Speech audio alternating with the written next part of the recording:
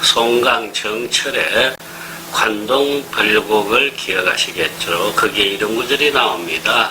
송강이 금강산 불정대에 올라서 12폭포를 바라보고는 감탄하는 장면이죠. 그러면서 송강은 만약에 200이 지금 이 자리에 다시 있어서 의논을 한다면은 이 폭포가 여산폭포보다 더 못하다라고 차마 말하지 못할 것이다 라고 그러죠.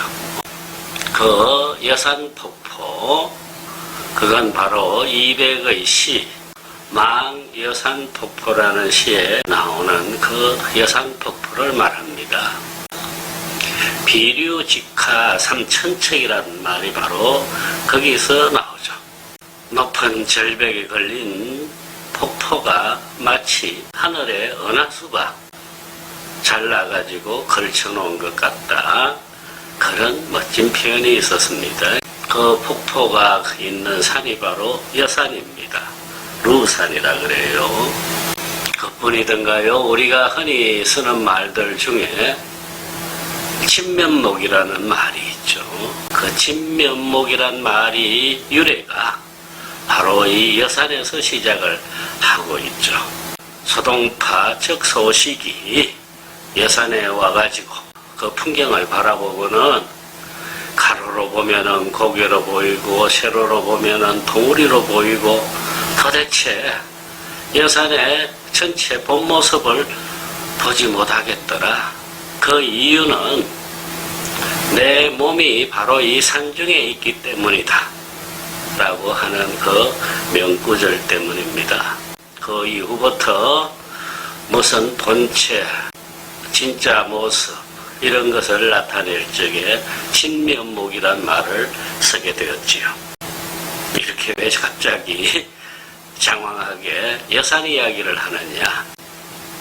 오늘 소개할 술이 바로 여산 기석에서 나오는 술이기 때문입니다. 제가 남경에 머물 때 저도 제일 먼저 가고 싶었던 곳이 바로 이 여산이었습니다. 그래서 주말 중국인 학생 한 명을 가이드 삼아가지고 출발을 했는데 남경에서 여산이 있는 구강, 주장이라 그럽니다. 거기까지 가는 데가 큰 5시간이나 걸려서요.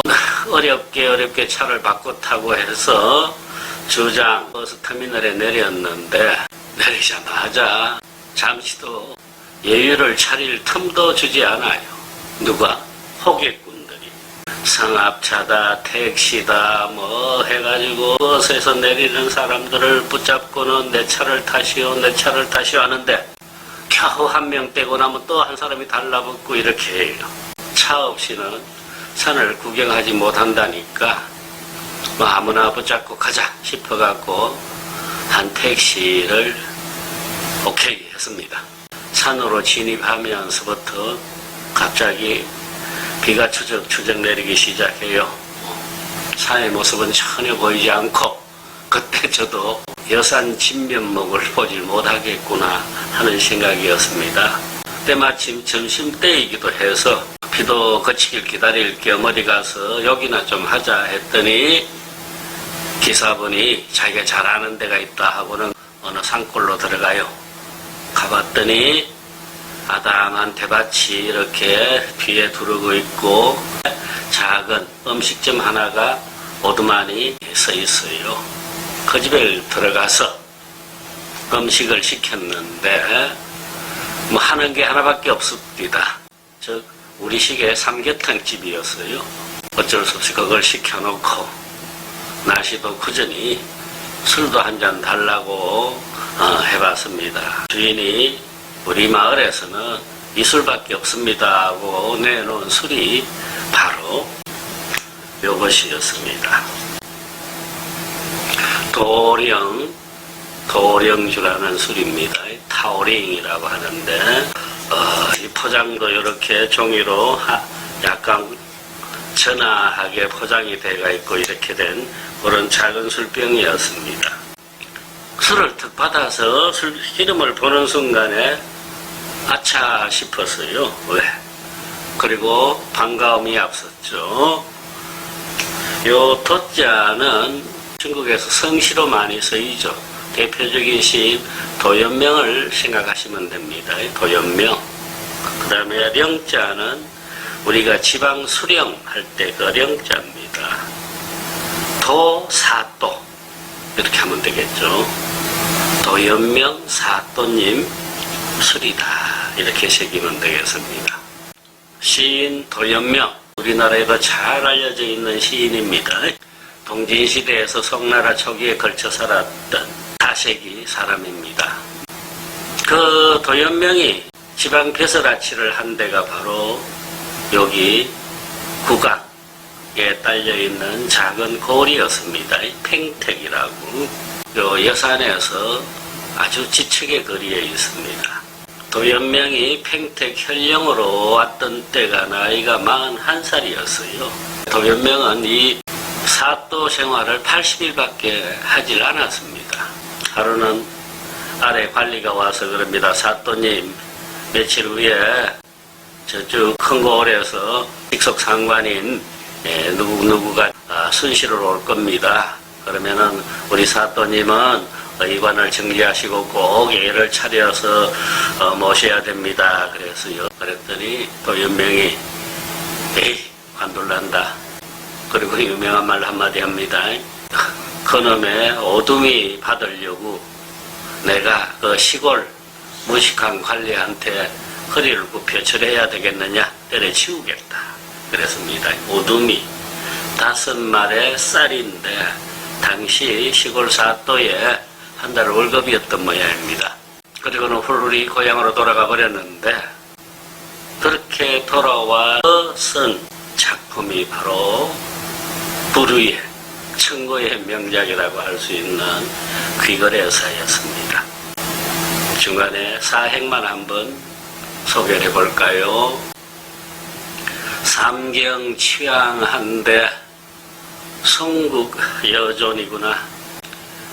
효유 입실하니 유주 영준이더라. 인호 상이 자작하고 면정 가이이 아니라. 배 타고 일로 고향집에 돌아왔죠. 그랬더니 문 밖에서 어린 모섬하고 아이가 기다리고 있었어요.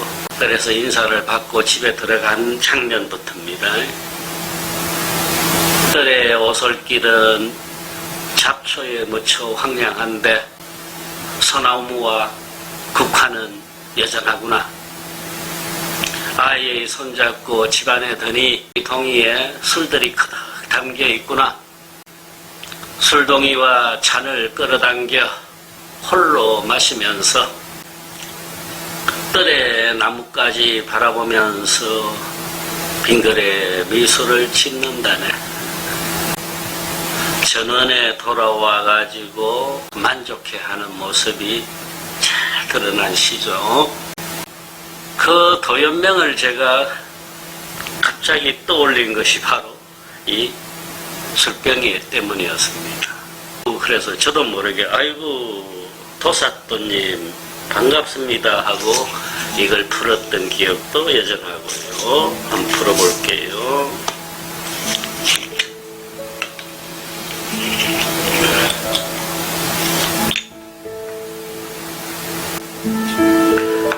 제가 중국 음식들을 가리진 않는데 특히 그 중에서도 탕 종류들에 대해서는 경계를 늦추지 않습니다. 왜? 제입이 안 맞는 것이 많기 때문에요. 그래서 그 닭곰탕을 시켜놓고도 상당히 걱정을 했는데 막상 음식을 받아놓고 보니 우리의 그 한약재 잔뜩 넣은 삼계탕하고 전혀 다르지가 않아요. 맛도 우리 것이랑 다르지가 않아요. 그래서 아이고 안주 좋다. 술은 어떨까 하고 이렇게 이제 한 마셔봤습니다.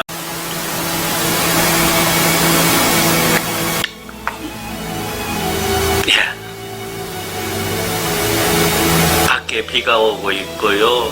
지척에 이제 여산이고, 그리고 조금 전에 양자강 긴 다리를 넘었습니다. 이런 풍경과 도연명의 고향과 도연명이 관직으로 있던 곳에 지척에 두고 있다라는 그런 감회까지 어우러져 가지고, 그런지 몰라도 첫 잔을 술을 들이켰는데 와, 술이 입안에 척척 감기는 느낌이었어요. 달고 부드럽고 은은하고 향도 좋고, 시골에 이 싼 술이 이런 맛을 풍길 수가 있나 싶어 깜짝 놀랄 정도였습니다. 또 한 잔 먹고 또 한 잔 먹어도 마찬가지예요. 금세 취기가 떠올라요. 지금 이 술 똑같은 술인데 사실은 그때마다보다는 좀 덜합니다. 당연하겠죠. 그 풍경과 그 날씨와 그 문화적 배경까지가 있는 현장에서 마시는 술이라 지금 이 서울의 한 아파트 공간에서 마시는 술이 같을 수는 없겠죠. 조금씩 혀에 감기는 맛은 그대로인 듯 싶습니다. 그래서 기분 좋게 점심을 먹고, 또 이 술이 타면 나서 학생 보고 몇 개 더 주문하라 그래갖고 주머니에 넣었어요. 그리고는 이제 다시 산을 오르는데 하늘이 개기 시작하는 거예요. 비도 그치고 구름들이 쫙 밀려나가면서 덩어리들이 나타나는데, 와, 성경이다 막 그랬어요. 문화적 배경으로 따졌을 적에 중국의 산들 중에서 가장 자산이 풍부한 산은 바로 아마 여산일 겁니다. 산 자체가 국토의 중앙 자리쯤에 있고 양자강이라는 수로가 있기 때문에 교통이 편하고 해가지고 옛날부터 숱한 신화가 정치가들이 여기를 찾아오고 했습니다.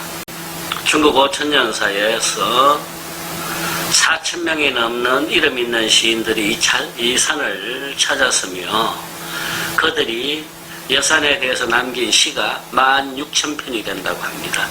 그 산 중턱에 작은 한 도시가 차려져 있어요. 은행, 관공서 없는 것이 없습니다. 한쪽에는 완전 별장지대예요. 특히 서양인들이 여기에다가 별장을 많이 지었는데, 그 중에는 노벨 문학상을 받은 여류 작가 펄벅이 있죠. 대지를 써가지고 그 펄벅이 여사가 머물렀던 별장이 그대로 그 자리에 있습니다. 숙소를 정해놓고는 이곳저곳을 관광하고 했는데, 지금도 가장 기억에 남는 것은 그 황원역에 금수국 청길 낭떠러지 절벽 중간에 나 있는 청길을 걸어서 선인동까지 가는 코스였습니다. 사람 하나도 없고 그랬습니다. 시간이 늦어서 그런지.